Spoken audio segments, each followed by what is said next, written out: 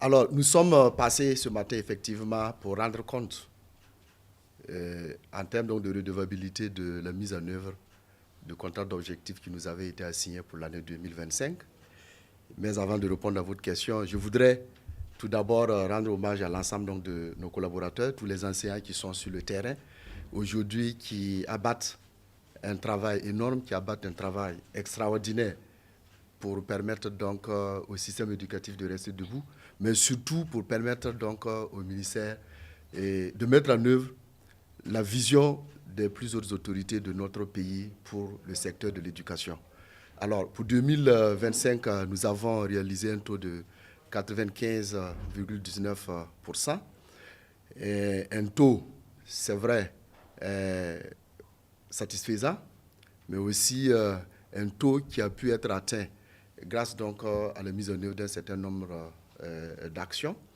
Au titre donc de ces actions de réforme, on pourrait bien sûr retenir aujourd'hui la mise en œuvre de la politique ou de l'instruction sur la promotion du préscolaire.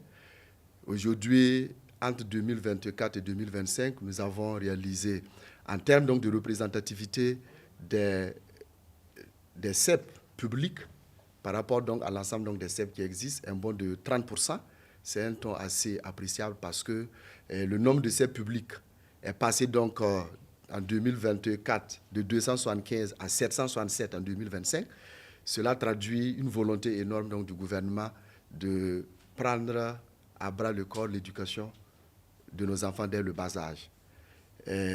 Alors, la deuxième réforme importante au cours donc, de l'année, il faut l'attribuer aux réformes donc, curriculaires.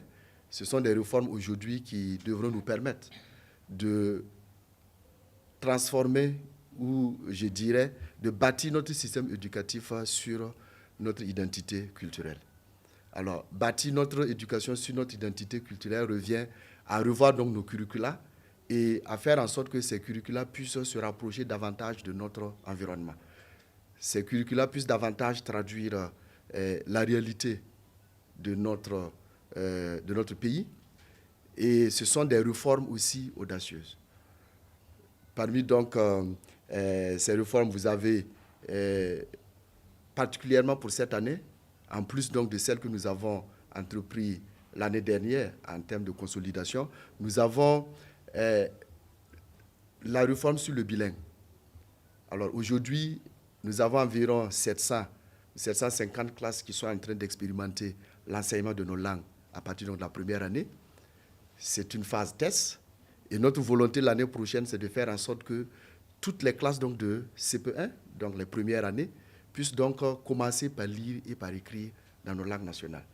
Vous savez, c'est une réforme importante, en ce sens que la représentation nous demande d'aller vers cela, puisque depuis 2023, vous savez que nos langues nationales sont des langues officielles.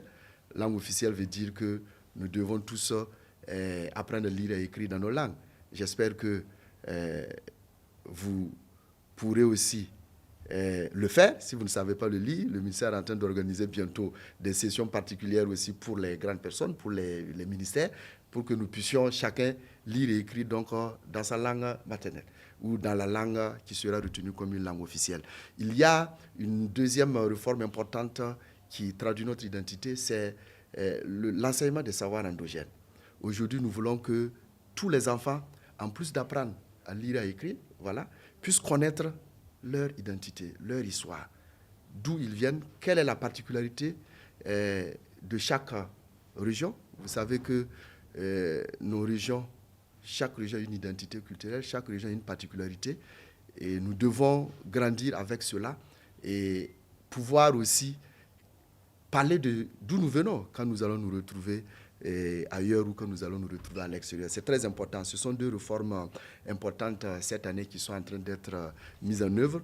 Et nous avons reçu de manière d'autres instructions pour l'année 2026 à venir. Ce sont des instructions relatives donc à la prise en compte de l'éducation inclusive. Comment on fait en sorte que notre système puisse prendre en compte les enfants à besoins spécifiques. C'est très important, bien sûr, aujourd'hui de rendre notre système inclusif, équitable et permettre à tous nos enfants de pouvoir accéder. Alors, c'est aussi la prise en charge totalement de l'alphabétisation. C'est un pas important du ministère. Et nous pensons aujourd'hui que l'État devrait reprendre le lead. L'État devrait s'engager véritablement à assumer sa mission dans le secteur de l'alphabétisation. Et des instructions ont été données dans ce sens. Et je pense que nous allons nous y atteler. Alors, la troisième instruction, je voudrais dire, c'est comment on renforce le patriotisme et le civisme de nos enfants. Nous avons reçu instruction d'organiser, courant donc le mois de juin. Vous savez, avant les examens au CP, les enfants pratiquement vivotent. Il y a un mois qui flotte pratiquement. Donc, cette année, du 15 juin au 15 juillet, c'est un mois qui va être consacré à ce que nous avons appelé le mois artistique et culturel à l'école primaire. C'est un mois au cours duquel nous allons davantage apprendre aux enfants leur culture, apprendre aux enfants ce que c'est que le civisme, apprendre aux enfants un peu donc à connaître leur terroir à travers donc des visites touristiques, apprendre aux enfants à écouter les personnes ressources à travers donc les visites des cours, la cour royale, et certaines personnes donc religieuses. En tout cas, c'est d'amener l'enfant à intégrer et à être à l'écoute donc de toute la communauté autour de lui. Alors, nous avons reçu aussi, bien sûr, instruction de promouvoir nos langues.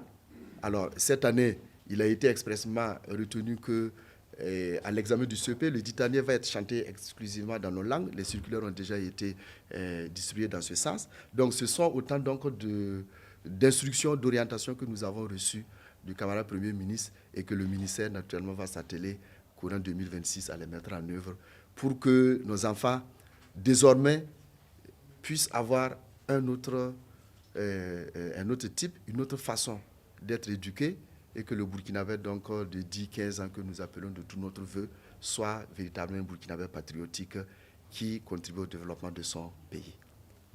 Merci bien.